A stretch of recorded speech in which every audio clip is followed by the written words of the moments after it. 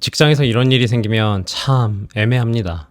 오늘도 그런 사연이 하나 들어왔는데 한번 같이 고민해 보도록 하겠습니다. 사연자님은 20대 중반의 여성이세요.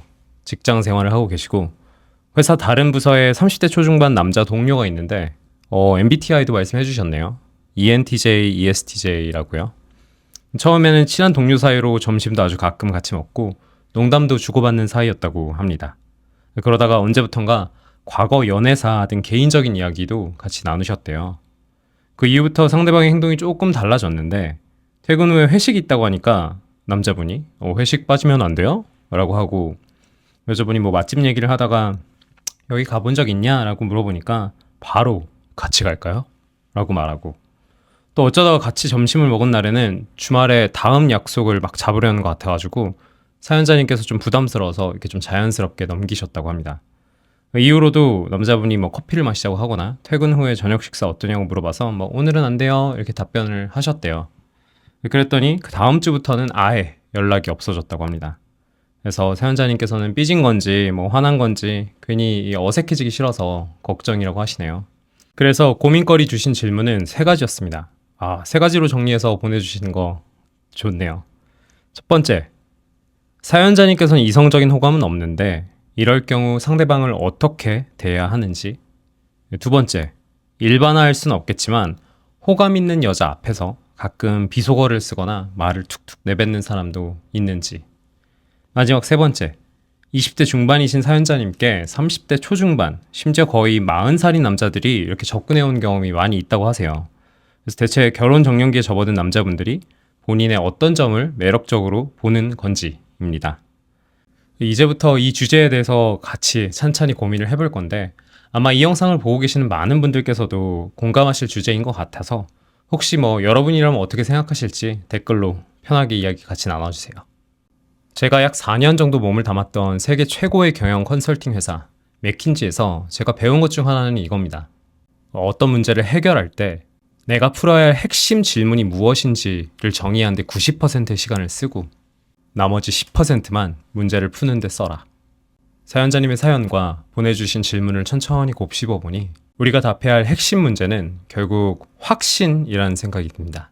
크게는 두 가지 확신입니다.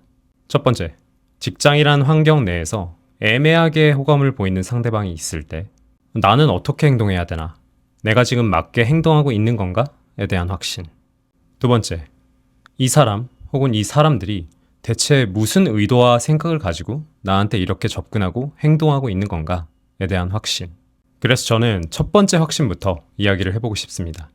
우선 저는 지금 사연자님께서 뭔가 잘못하고 계신 거라고는 생각하지 않습니다. 회사 동료와 점심을 먹거나 개인적인 이야기를 나누는 것 자체는 충분히 있을 수 있는 일이고 상대방이 저녁이나 주말에 보자는 제안에 대해서는 완곡하게 거절을 하셨습니다. 아마 이건 직장에서 일하고 계신 많은 분들이 한 번쯤은 겪는 일이라고 생각합니다.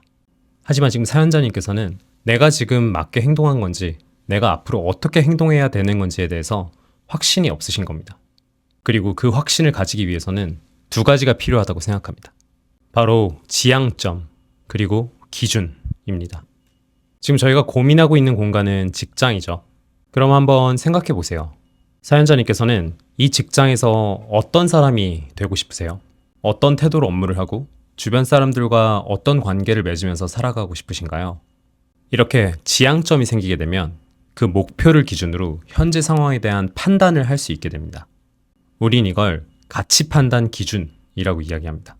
그리고 사람마다 이 기준은 전부 다릅니다. 어떤 사람은 회사에선 최대한 개인적인 관계를 만들지 않고 프로페셔널하게 일하는 걸 추구할 수 있습니다. 반대로 회사에서 배우자나 평생의 친구를 만나는 경우도 있습니다. 이 회사만큼 그 사람의 평소 습관, 성향, 그리고 긴박한 상황에서의 태도 같은 거를 확인할 수 있는 공간도 드물기 때문입니다. 누가 맞고 틀리고의 문제가 아닙니다. 그냥 살아가는 기준이 다른 거죠. 그래서 중요한 거는 사연자님께서는 어떤 사람이 되고 싶은가입니다. 그 기준이 정해지는 순간 선을 명확하게 그을지 아니면 사태를 조금 더 관망할지 혹은 인사팀 같은 외부의 도움을 받을지에 대한 대답도 자연스럽게 따라오게 됩니다. 사연자님께서도 이 직장과 커리어를 통해 본인이 도달하고 싶은 지향점을 한번 그려보시고 그걸 나침반으로 삼아서 본인의 가치 판단 기준을 한번 세워보는 것도 좋을 것 같아요. 물론 하루아침에 만들기 어려운 문제입니다. 이런저런 큰 일을 겪어가면서 기준이 바뀌는 경우도 생길 거고요. 저조차도 나이를 먹어가면서 가치 판단 기준이 좀 단단해지기도 하지만 또 매일같이 고민하기도 해요. 자, 그렇다면 여기서 사연자님께서 질문 주셨던 비속어 그리고 나이 차이에 대한 질문도 한번 이야기해 보겠습니다. 다만 저는 이 질문에 대한 정답은 그렇게 중요하지 않다고 생각합니다. 왜냐하면 아마 이 영상을 보고 계신 분들도 각자 다 다르게 대답을 하실 거예요. 물론 절대 안 되지. 무슨 좋아하는 사람 것도 호감 있는 사람 앞에서 비속어를 해. 그거는 명확한 레드 플래그지. 라고 말씀하시는 분들이 대부분이시겠지만 또 어떤 분들은 너무 심한 비속어가 아니라면 뭐 편한 상황에서는 어느 정도는 괜찮지 않나? 라고 말씀하시는 분들도 계실 수 있어요. 어떤 분은 내가 20대 중반인데 40 가까운 남자? 진짜 싫다. 진짜 정상인이라면 무조건 또래를 만나지. 라고 말씀하시는 분들도 계실 수 있지만 또 실제 나이 차이가 많이 나는 분과 행복하게 잘 만나고 계신 분도 있으실 테니까요. 앞에서 이야기했듯 결국 우리는 모두 다 저마다의 가치 판단 기준을 가지고 살아가기 때문이에요. 그래서 저는 오히려 사연자분께 질문을 한번 드리고 싶어요. 사연자님께서는 상대방이 말을 툭툭 내뱉고 비속어를 썼을 때 어떤 기분이 드셨나요? 만약 앞으로도 그런 모습이 반복된다면 그 관계를 편안하게 이어가실 수 있을 것 같으신가요? 그리고 나이 차이가 많이 나는 분들과 비슷한 상황이 반복된다고 하셨는데 그 상황 자체가 불편하신 건가요? 아니면 말씀 주신 것처럼 대체 내 어떤 부분이 저 사람들한테 매력적으로 보이는 건가에 대한 호기심이 크신 상황이신가요? 이 질문들에 대한 대답은 상대방을 분석한다고 나오는 것이 아니라 사연자님께서 어떤 사람과 어떤 관계를 맺으며 살아가고 싶은지에 대한 기준이 정해지는 순간 자연스럽게 따라오게 됩니다. 결국 우리는 상대방을 이해해서 확신을 얻는 게 아니라 자신만의 확고한 판단 기준이 생길 때 확신이 생기게 되거든요. 오늘 처음에 말씀드렸죠? 맥킨지에서는 문제를 잘 푸는 것도 중요하지만 문제를 잘 정의하는 것이 중요하다고요. 저는 이 사연도 마찬가지라고 생각합니다. 이 사연의 핵심은 저 사람이 왜 저렇게 행동할까가 아니라 나는 어떤 기준을 가지고 살아갈 것인가 였습니다. 그리고 사연자님께서는 지금 자신만의 가치 판단 기준을 세워가는 과정에 계신 거라고 저는 생각합니다. 사연 보내주신 거 진심으로 감사드리고요. 다른 고민거리 생기시면 언제든지 편하게 연락 주세요.